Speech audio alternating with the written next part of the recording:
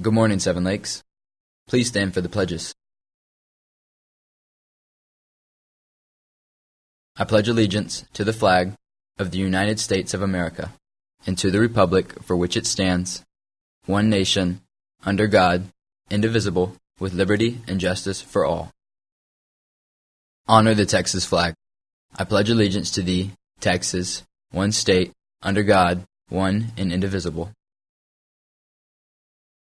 As we begin another school day, let us take a moment to silently think about our day, our activities, and what we hope to accomplish.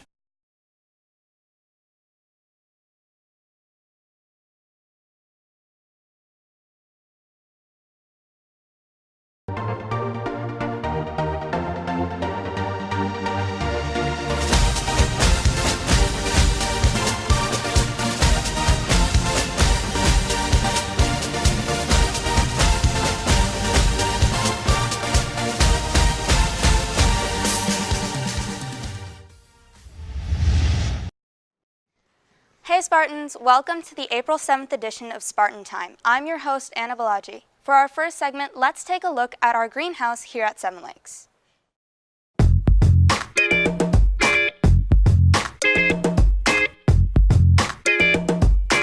My name is Steve Comer, and I teach pre-AP biology here at Seven Lakes High School. I started here the first year the school was open, 2005, and this is my 12th and final year, as I'll be retiring June 2nd. Last year, our instructional coach in pre-AP biology, Ms. Yamilet Arroyo, came into our PLC and asked if there were any big projects that we could write a grant for through the Katie Education Foundation.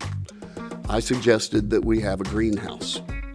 Every year, we spend a large portion of our budget on plants that are used for our plant unit and then discarded.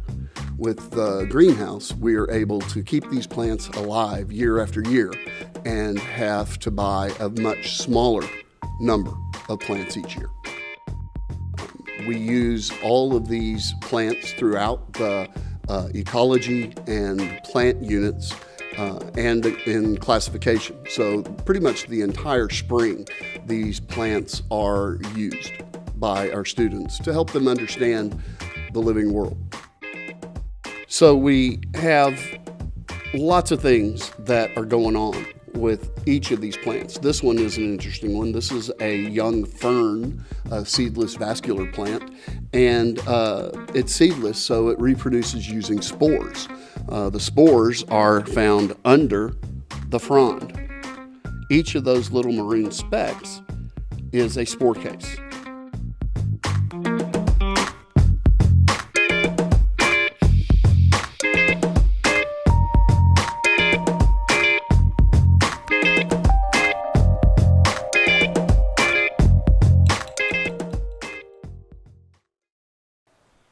Now let's take a look at the UNICEF's contributions.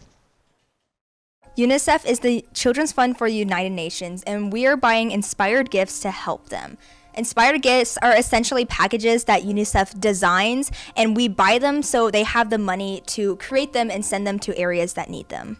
We created this committee because we realized that in class we're learning about all these conflicts, all these famines, and all these problems in the world, but we weren't really taking action to do anything. So we wanted to create a committee that will actually make a difference in the world, and we found that buying inspired gifts from UNICEF was the most impactful and most generous thing that we could do. The World Geo classes raised money to get inspired gifts. Some of the bigger purchases that we made were water pumps, which focused on getting these communities the actual water that's safe and cleanly for them that they need. Surprisingly enough, 3 people made checks specifically to it, so we raised a lot of money. Some of the other packages were Shape the Future, which was for education and vaccinations. We also raised money for therapeutic food and milk. Look closely. Really closely. Deep into the eyes of a child. See their hope.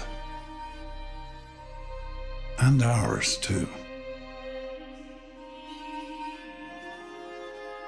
Whoever she is, wherever he lives. Every child deserves a childhood. That's why UNICEF is there, for each and every child.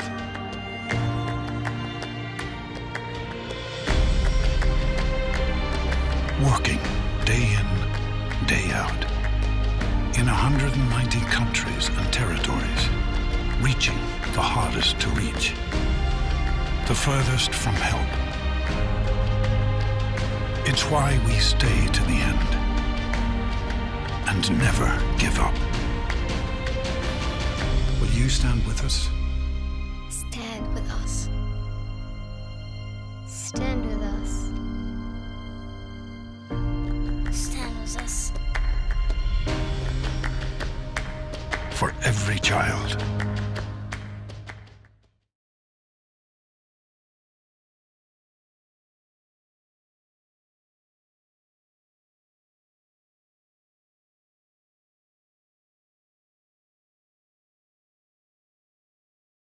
Now, let's take a look at the Tiger Rock Self-Defense Seminar hosted by our Seven Lakes Interact Club.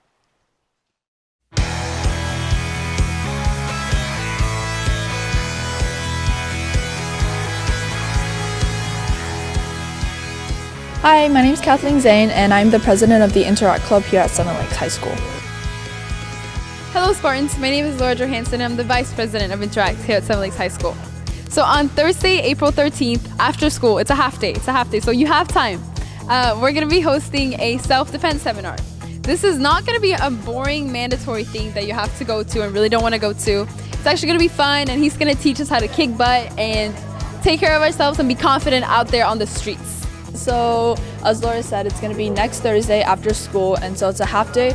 Right after school, we're going to be down at the dance gym, and we'll be hosting the seminar there.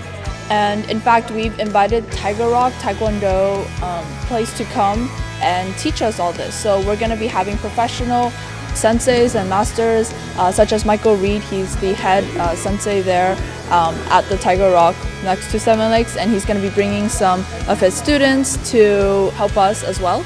And so we hope to see you there. Make sure you dress in comfortable clothing so that you can kick some butt and all that. And so make sure to sign up at sevenlakesinteract.weebly.com. And we hope to see you there as we continue to learn how to defend ourselves from creepy guys, creepy girls, and creepy strangers. Okay, so remember, this is something fun, laid back, and fun! So come out! Thank you.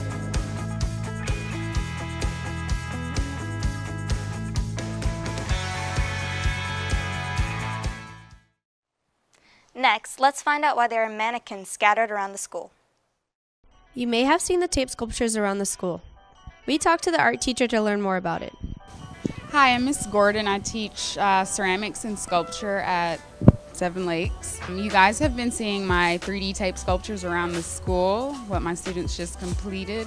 I'm going to be talking about the process on how to build those sculptures. Basically what they started out with is a basic clear tape roll of packing tape, and they started inside out, basically flipping the tape backwards on their arm. So just like if you broke an arm or anything like that, wrapping the plaster on the skin, you took the tape and flipped it inside out, sticky side up, so that nothing was sticking to the skin. They wrapped it all the way around their arms, their entire body, not all at once, just a section at a time. So they started out with the arms or the legs, then cut it off, made all these different pieces, and then basically pieced everything together. While they were doing that, they also took saran wrap to make it more sturdy and thicker, then went back over it with more packing tape. After all the pieces were made, then they took the packing tape and put everything together to create a sculpture. They decided to pick the positioning based on sitting, standing, hanging, whichever one they were most comfortable in. After they were finished, we were looking at them and thought they looked really cool and asked Mr. Veerling if we could place them around their rotunda, and then just decided to place them throughout the school.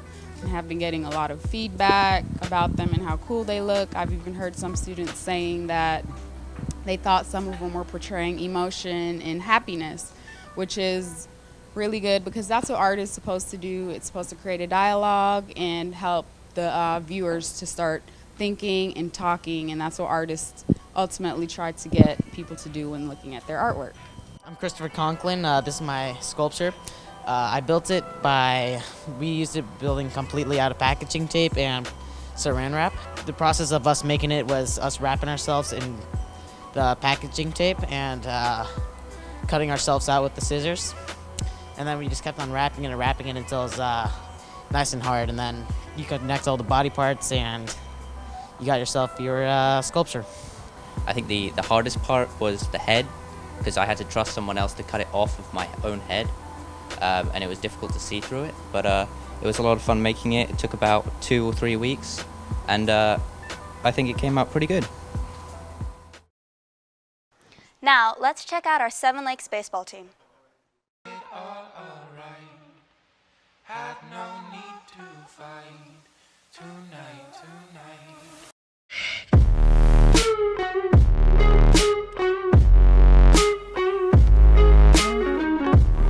On Tuesday night, our baseball team hosted Morton Ranch on our home field. The game began with a home run by Matthew Zuniga in the first inning, which set the tone for an amazing game. Your Spartans had an incredible third inning, exploding with 4 consecutive runs to take the lead for good. The 5-0 win kept our team undefeated in district as they moved closer to a district championship. After the game, we spoke to a few players to get their take on the game. My name is Matthew Zuniga. I'm a senior. I just enjoy coming out here with a great group of guys and playing this game of baseball.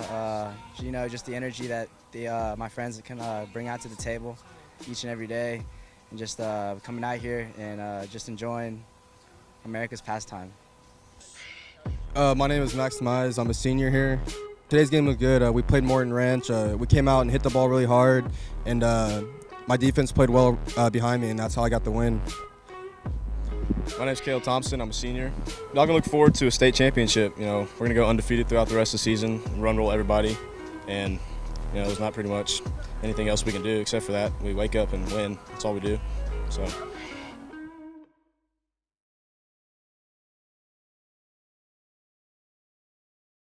For our final segment, let's learn about Texas stereotypes.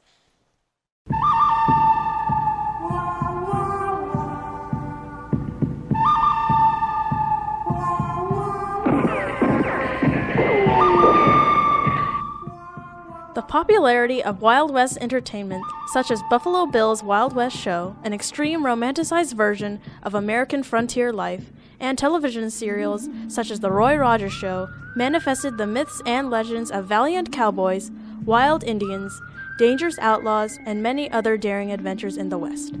These myths were further exaggerated by Western novels, films, shows, and other sources of entertainment. These tall tales still exist today in pop culture and are often used to portray Western states such as Texas. So I'm asking Spartans what Texas stereotypes they've heard of. Where were you born? I was born in Texas. China. California. I was born in Sugar Land, but I'm actually a Mexican. I'm from China. Atlanta, Georgia. I was born in Sumter, South Carolina. I'm from New Jersey. I was born in New Jersey. Dallas, Texas. I was born in Cypher, Texas. I was born in San Antonio, Texas. Here in Houston, Texas. In Houston, Texas. What's a stereotype that you've heard of Texas? Everyone's Republican. There's cowboys and cowgirls, and we got a huge ego. That we say howdy y'all a lot. We don't actually ride tractors to school. That's probably against the law, I assume. Probably people wearing cowboy hats and living in the desert. That we always ride horses everywhere. Everywhere.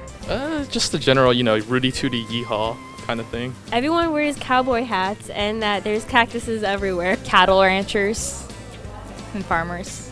Everybody rides horses, and they all say y'all and sound really uneducated. Oh, well, when I moved here, everyone said, I hope you ride a horse to school every day. Have you ever been subject to prejudice, and can you name an example? That all white people are rich. Like when you think of older women, you don't think of them being strong and independent. You just see them as the housewife, and that's a bit disappointing and sad. Lots of northerners, they think that Texans are a little rural. They think there are a lot of farmers, which is kind of true, but not as much as they think.